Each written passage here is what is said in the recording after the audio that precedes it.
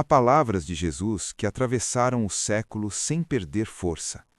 Outras atravessaram o tempo suavizadas, editadas, enquadradas.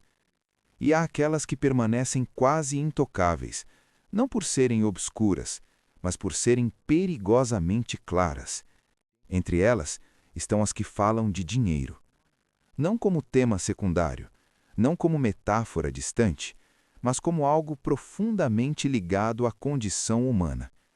Jesus viveu em um mundo onde a pobreza era comum, a insegurança era regra e o futuro raramente parecia garantido.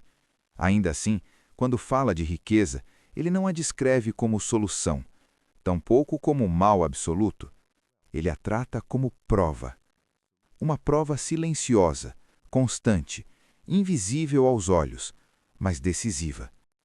Porque Jesus compreendia algo que raramente é admitido com honestidade. O dinheiro não apenas compra coisas, ele organiza o mundo interior. Ele decide o que é urgente, o que pode esperar, o que parece seguro e o que parece arriscado demais. Quando Jesus afirma que onde está o teu tesouro, aí estará também o teu coração, ele não está oferecendo um conselho espiritual genérico, está descrevendo um mecanismo psicológico e espiritual.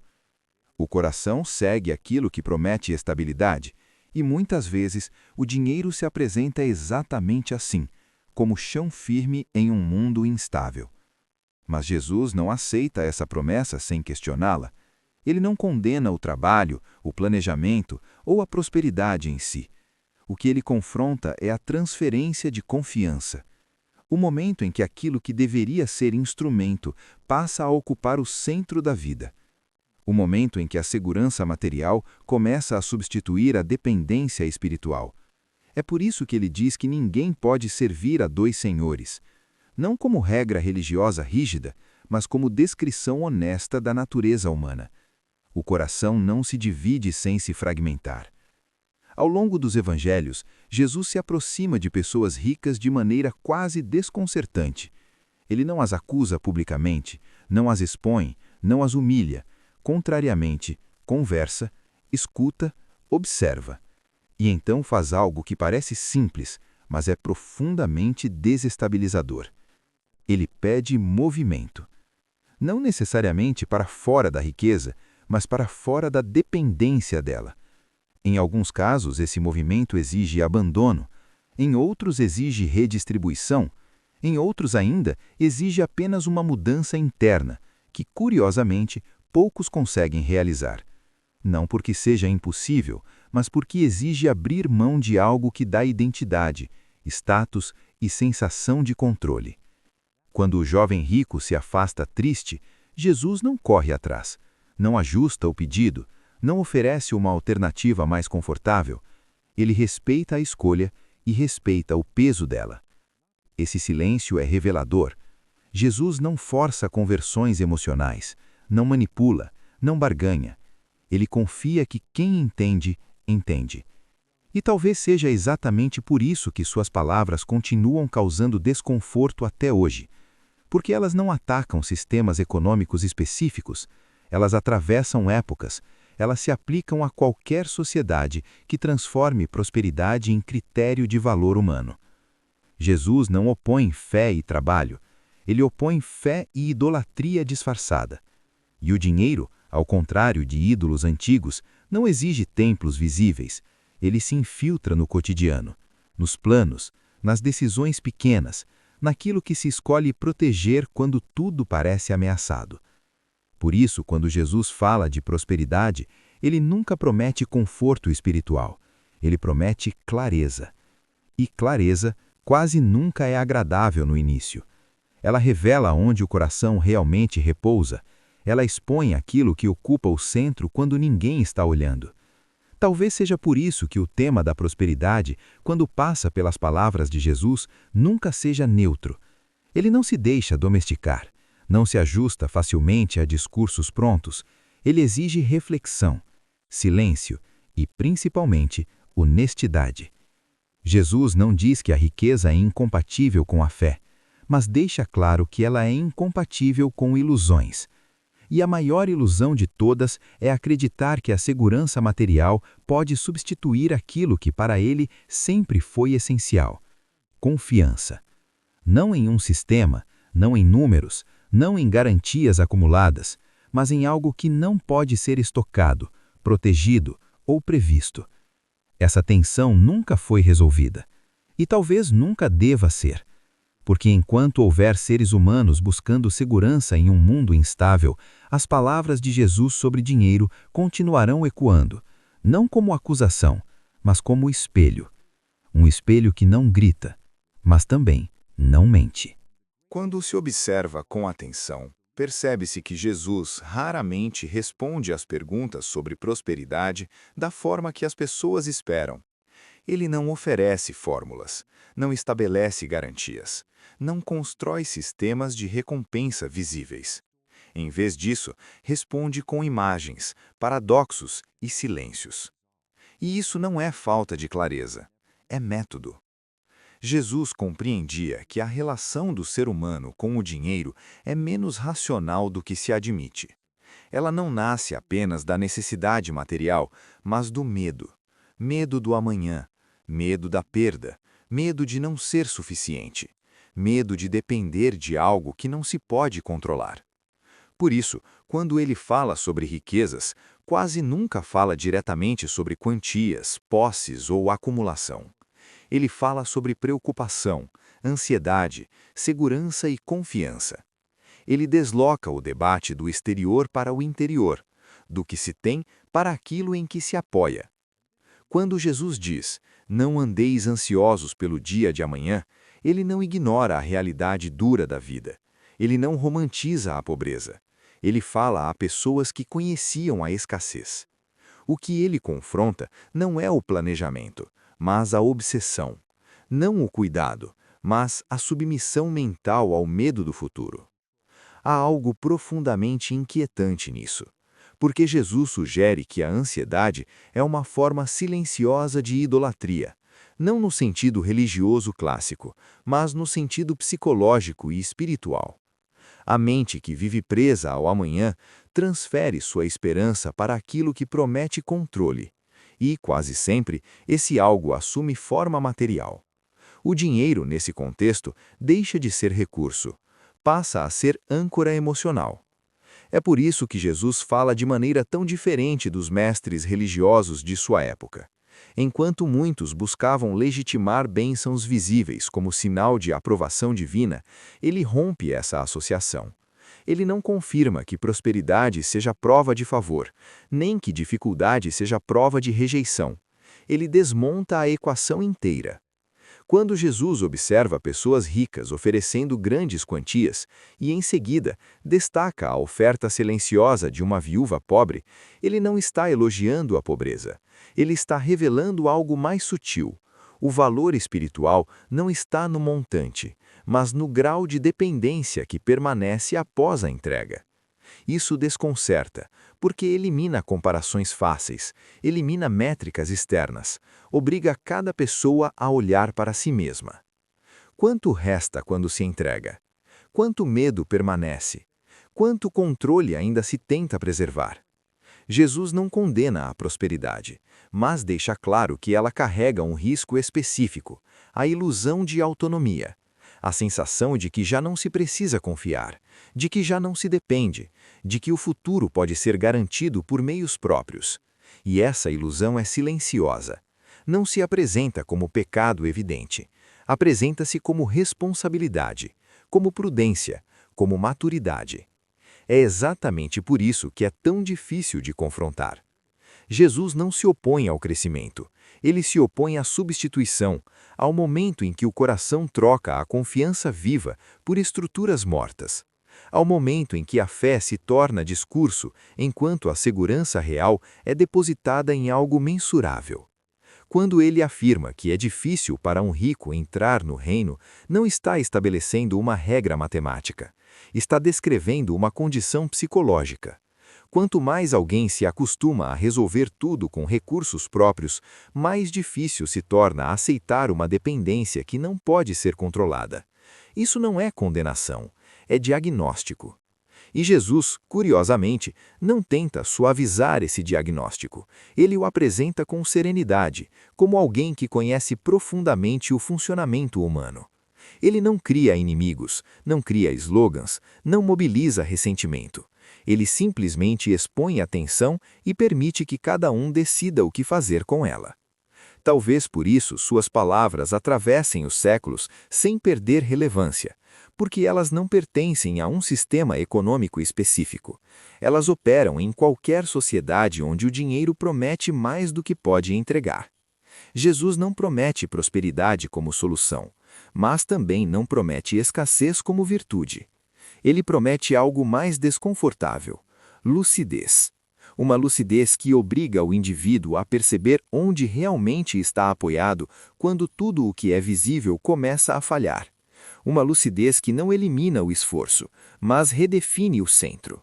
Uma lucidez que não elimina o mundo material, mas o recoloca em seu devido lugar. E talvez seja exatamente isso que torna esse tema tão sensível até hoje.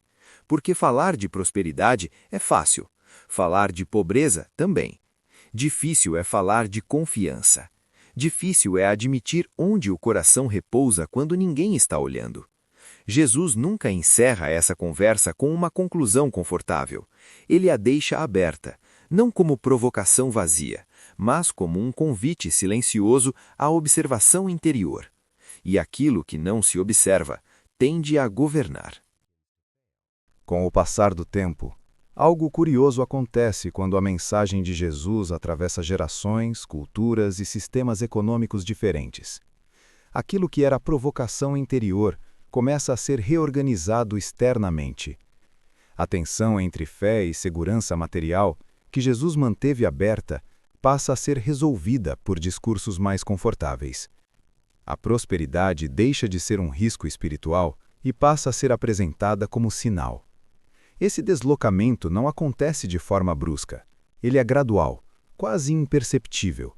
Começa quando a fé passa a ser associada à eficácia, quando o sucesso começa a ser interpretado como confirmação, quando a bênção se torna visível, mensurável, exibível. O problema não está em prosperar, está no significado atribuído a isso. Quando a prosperidade se torna linguagem espiritual, ela começa a funcionar como prova de fé correta, prova de alinhamento, prova de merecimento. E silenciosamente, cria-se uma hierarquia invisível entre os que deram certo e os que ainda estão esperando. Jesus nunca construiu esse tipo de hierarquia. Em seus encontros, ele se aproxima tanto dos ricos quanto dos pobres, mas nunca confirma o status de nenhum dos dois. Pelo contrário, em muitos casos, ele desestabiliza ambos. O rico é confrontado com sua autossuficiência. O pobre, com a ideia de que sofrimento não é virtude automática. O que ele remove é a explicação simples. Quando a prosperidade vira doutrina, algo essencial se perde: o espaço para o mistério. A vida passa a ser interpretada como uma equação moral. Se algo deu errado, alguém errou. Se algo deu certo, alguém acertou. Essa lógica parece justa, mas ela carrega uma crueldade silenciosa. Ela transforma circunstâncias em julgamento. E Jesus nunca fez isso. Ele vive em um mundo brutal, desigual, instável. Um mundo onde pessoas adoecem sem culpa, perdem tudo sem aviso, morrem cedo demais. E mesmo assim, ele se recusa a explicar essas realidades como punição ou recompensa. Ele não oferece uma leitura simplificada do sofrimento humano. Isso incomoda, porque sistemas religiosos tendem a buscar previsibilidade. As pessoas querem saber o que fazer para garantir resultados. Querem fórmulas, regras claras, caminhos seguros. Mas Jesus insiste em algo que escapa a isso: relação. Confiança não pode ser automatizada. Fé não pode ser transformada em método. Quando alguém pergunta diretamente o que fazer para herdar a vida plena, Jesus responde com deslocamentos.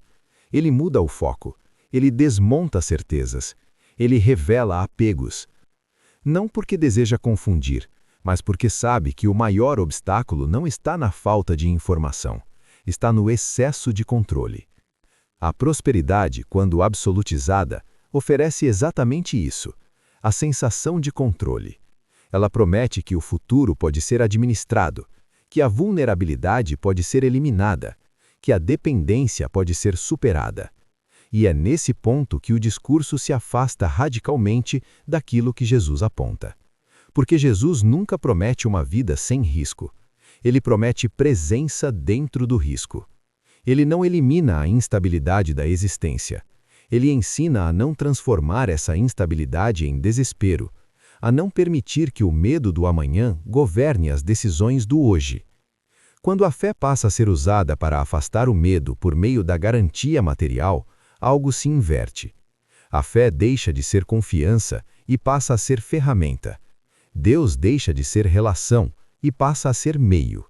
Isso não é declarado abertamente, mas opera no fundo. E talvez seja por isso que o tema da prosperidade seja tão delicado quando associado a Jesus. Não porque ele rejeita o crescimento ou a provisão, mas porque ele se recusa a permitir que qualquer coisa ocupe o lugar da confiança viva. Jesus não promete que tudo dará certo. Ele promete que o medo não precisa mandar. Essa é uma proposta muito mais exigente, porque ela não entrega garantias visíveis. Ela exige maturidade interior, exige silêncio, exige discernimento, exige a coragem de viver sem transformar Deus em contrato. E isso, para muitos, é mais difícil do que qualquer privação material. Talvez o verdadeiro conflito nunca tenha sido entre fé e dinheiro, mas entre confiança e controle. E nesse ponto a mensagem de Jesus permanece incômoda, não porque ela condena, mas porque ela expõe, não porque ela empobrece, mas porque ela desnuda aquilo em que realmente acreditamos quando tudo começa a balançar. A prosperidade pode vir, pode ficar, pode ir embora. Mas a pergunta que Jesus deixa nunca muda. Em que você se apoia quando isso acontece? Ao final, talvez a pergunta mais honesta não seja se Jesus pregou prosperidade ou não. Talvez a pergunta correta seja outra. Por que sentimos tanta necessidade de que ele tenha prometido isso? Jesus viveu em um mundo onde quase ninguém tinha segurança, onde o amanhã era incerto, onde a maioria das pessoas não acumulava nada, apenas sobrevivia. Ainda assim, ele nunca transformou a ausência de garantias em desespero, nem a presença de bens em sinal de salvação. Ele caminha entre os extremos sem se prender a nenhum. Quando fala de riqueza, não a demoniza. Quando fala de pobreza, não a romantiza. O que ele confronta não é o dinheiro, é a dependência. Em nenhum momento Jesus oferece prosperidade como evidência de fé. Ele nunca aponta alguém bem-sucedido e diz: aqui está um exemplo de espiritualidade correta. Da mesma forma, nunca olha para quem sofre e afirma: isso é prova de falha interior. Ele recusa essa lógica. E essa recusa é profundamente desconcertante, porque ela impede o uso da fé como atalho psicológico, impede que a vida seja reduzida a um sistema de recompensas visíveis, impede que Deus seja usado como garantia contra o medo. Jesus fala de um reino que não se mede, de um tesouro que não se acumula, de uma segurança que não depende de estoque. Não porque o mundo material não importe, mas porque ele não é absoluto. Quando Jesus diz para não se preocupar com o amanhã, ele não está defendendo irresponsabilidade, ele está expondo algo mais profundo, a obsessão pelo controle futuro, a tentativa constante de blindar a vida contra qualquer possibilidade de perda. Essa obsessão é compreensível, mas ela cobra um preço. Ela transforma a fé em vigilância, a oração em ansiedade disfarçada, a confiança em negociação silenciosa. E talvez seja por isso que Jesus insiste tanto na ideia de hoje, o pão de hoje, a graça de hoje, o cuidado de hoje. Não porque o amanhã não exista, mas porque viver apenas projetado nele nos impede de estar presentes agora. A prosperidade, quando aparece, pode ser recebida. Quando desaparece, pode ser atravessada. Mas ela nunca ocupa o centro. O centro, para Jesus, sempre foi outro. É a relação, é a escuta, é a disposição interior de viver sem transformar Deus em mecanismo de proteção contra o inesperado. Isso não é uma mensagem confortável. Nunca foi, porque ela não promete estabilidade constante. Ela oferece algo mais difícil: liberdade interior. Uma liberdade que não depende de saldo, status ou previsões. No fim, Jesus não deixa um manual econômico, ele deixa uma pergunta existencial. Em quem ou em que você confia quando nada garante o resultado? Essa pergunta atravessou séculos porque continua atual. Continua sem resposta fácil, continua resistindo a fórmulas. E talvez seja exatamente por isso que tantos tentaram suavizá-la, adaptá-la, torná-la mais prática, mais segura. Mas a mensagem original permanece. Jesus nunca prometeu que tudo daria certo. Ele prometeu que a vida não precisa ser governada pelo medo. E isso, no fundo, é mais radical do que qualquer promessa de prosperidade. Porque quem não vive refém do medo não pode ser facilmente controlado. E talvez seja esse o ponto que ainda incomoda.